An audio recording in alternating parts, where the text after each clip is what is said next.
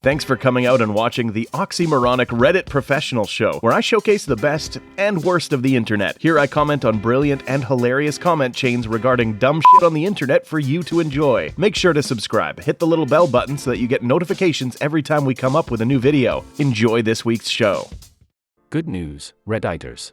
We are Matt Groening, David X. Cohen, Billy West, and John Dimaggio, here to talk all things Futurama. Ask away, meatbags. Is there any joke you guys put into the show that you were really happy/proud of that maybe wasn't noticed by viewers? Or got the reaction you wanted? We were stuck writing the scene in which the head of Henry Kissinger in a jar was negotiating with the balls, in the episode, War is the H Word. It took 2 full days to come up with a single line for Kissinger, 2 full days of non-stop unusable testicle jokes. We were going crazy, exasperated and fatigued with the all the balls puns that we were unable to stop making. Finally, someone wearily muttered, "This is not a productive area of discussion," and voila. Timeless comedy genius, plus we got to go home. Your friend, Matt. Not sure if you were aware of its existence, but there's an entire subreddit of people who fall asleep to Futurama. I can't tell you how many times I've had a shitty or stressful day and put on an episode to help me go to sleep and try to make the next one better. Thank you so much for creating something that, when I didn't have any friends, made me feel like maybe I did. Question: won $300 hookerbot or $301 hookerbots?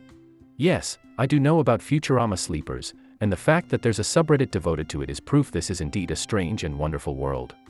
The truth is I once fell asleep during the show, but it was during a late-night Futurama writing session, and the couch was so damn comfy, so wad day I say we grab a 6-pack and watch the end of the universe. Your pal, Matt.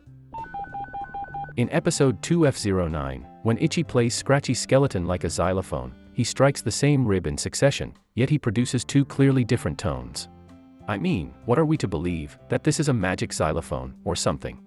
Haha, boy, I really hope somebody got fired for that blunder. As the writer of that episode, one feel uniquely qualified to answer this. I'm afraid the person who got fired was me. For that error and a number of other, slightly less serious blunders, I was fired off the Itchy and Scratchy writing staff and had to go work on Futurama as a fallback. David X. Cohen. Dear Futurama, you rock. Especially when that guy was on the roof. P.S. Do you know The Simpsons? Okay, I have a few questions. What advice do you have to an aspiring TV writer? What's your favorite Futurama episode? Is there a possibility of another direct-to-video, or possibly theatrical, Futurama movie? To either of the voice actors, what is your hardest character to voice? To Mr. Cohen, when you or any of the other writers were coming up with plotlines and gags, where did you get your inspiration? Now, a question for Mr. Groening. In episode 2F09, when Itchy plays Scratchy Skeleton like a xylophone, he strikes the same rib twice in succession, yet he produces 2 clearly different tones. I mean, what are we to believe, that this is some sort of a magic xylophone or something? Boy, I really hope somebody got fired for that blunder. A la Shatner, geez, get a life, John. With Futurama leaving Netflix, I can't believe I must revert to using my DVDs. So, my question is this: what is this, the Middle Ages? Also, with Futurama off the air, what's it like being a bunch of total swabbergs, desperately poor and miserably lonely? On a related note, I was rewatching some of the old episodes recently and enjoying seeing the various outdated technologies like floppy disks and VCRs that they still use in the year 3000. But it's also very confusing because I remember that even then, we were writing some of those things into the scripts because they were already comically outdated and we thought it was funny. But now I can't remember which ones were hilariously outdated and which ones were just the actual cutting-edge technologies of the time. The information has gone into a black hole. David X. Cohen. What is the favorite musical number that you've recorded for the show? I'm a big fan of the Devil Song with the Beastie Boys. Singing with Beck was pretty killer. John. Thank you guys for never truly letting this show die. As a fan, it is great to see the people who made it care as much as the fans, even years after it ended. My question is more of a plea: will you please release an official comrade greeting card? I have been sending my mom gifts with that poem on it for years, and I need an actual card to give to her. Also, who wrote the birthday song? Birthday song, group effort by the staff. But Patrick Veroni gets the check. John. Thanks for doing this AMA, meatbags. Matt, if you could go back in time and make any changes to Futurama's characters/plot lines, what would you do and why?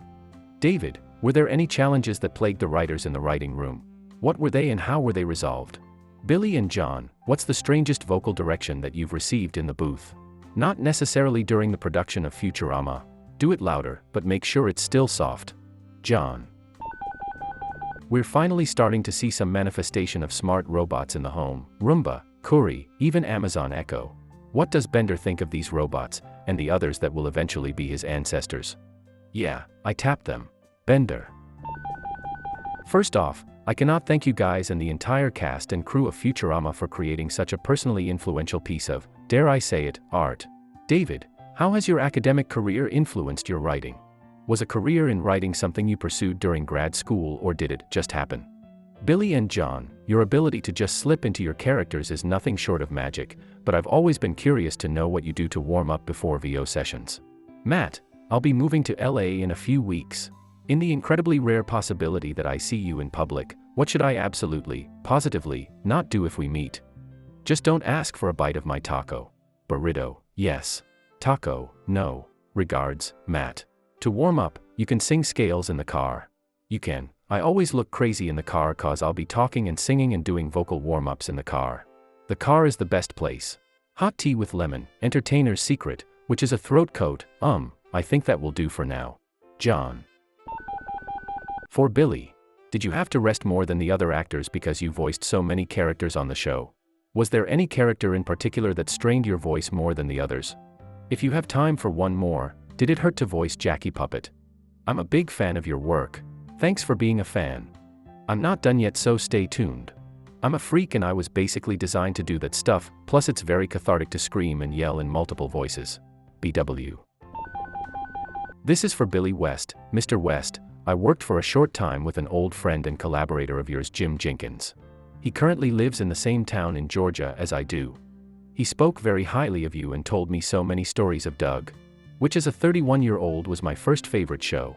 And an aspiring writer, it was a great opportunity to see things on the other side.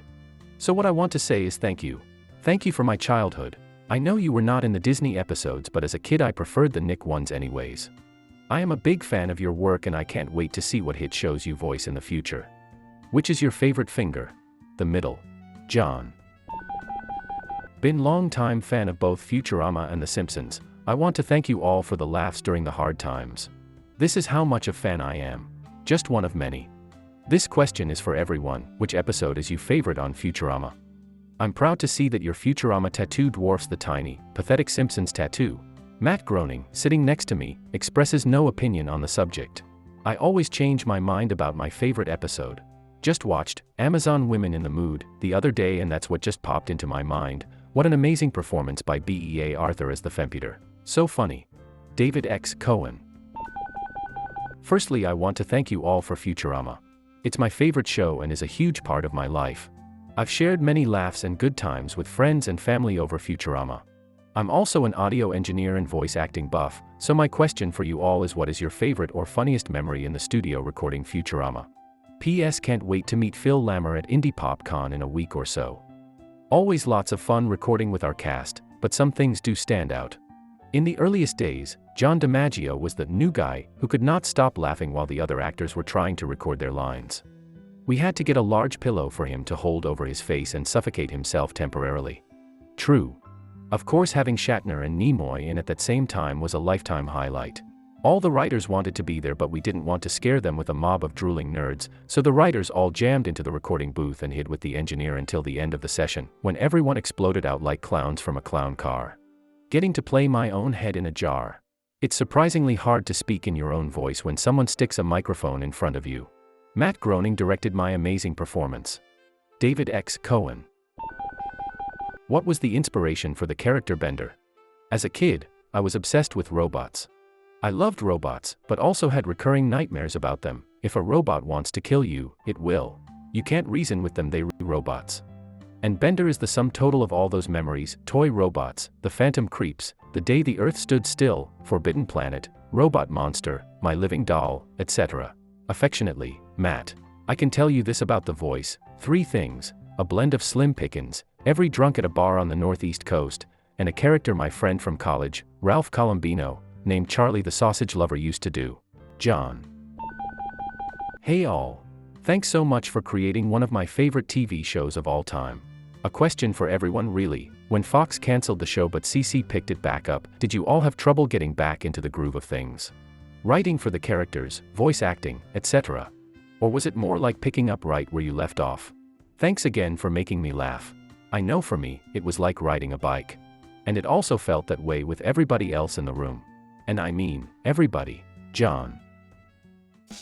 If you enjoyed this week's effective way to waste time, hit that like button and subscribe for more content like this. If you are enjoying the series, leave me a comment below. A special shout out to the content creators. You frickin' rock.